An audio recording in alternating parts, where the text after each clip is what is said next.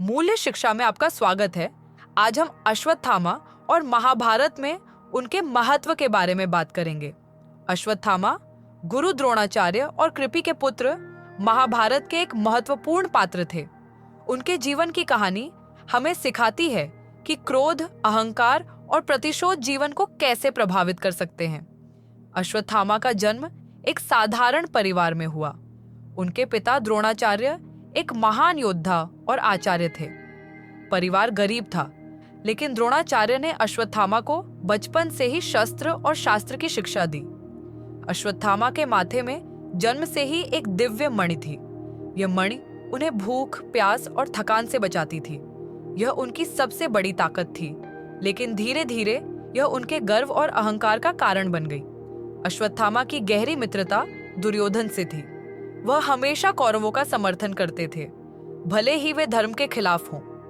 महाभारत के युद्ध में अश्वत्थामा ने कौरवों की ओर से लड़ाई लड़ी। उन्होंने बहादुरी दिखाई, लेकिन अर्जुन और भीम जैसे योद्धाओं के सामने उनकी क्षमता फीकी पड़ गई।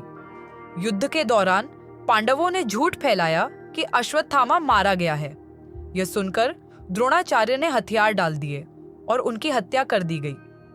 पिता की मृत्यु ने अश्वत्थामा को गहरे शोक और क्रोध से भर दिया।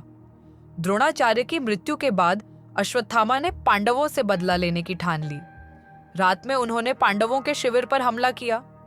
उन्होंने पांडवों के 5 पुत्रों की हत्या कर दी, यह सोचकर कि वे पांडव हैं। जब अश्वत्थामा का सच सामने आया तो पांडवों ने उनकी निंदा की। भगवान कृष्ण ने अश्वत्थामा को श्राप दिया कि उनकी मणि उनसे छीन ली जाएगी और वे हमेशा दर्द और पश्चाताप के साथ धरती पर भटकते रहेंगे। श्राप के बाद अश्वत्थामा अमर तो रहे, लेकिन उनका जीवन दुख और अकेलेपन में बदल गया। वे अपने पापों का प्रायश्चित करने के लिए धरती पर भटकते रहे। कहानी से सीखने योग्य बातें: क्रोध और प्रतिशोध से बचें।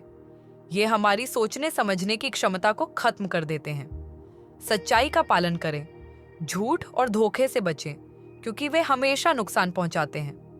सही मित्र चुनें। गलत संगति हमें गलत रास्ते पर ले जा सकती है।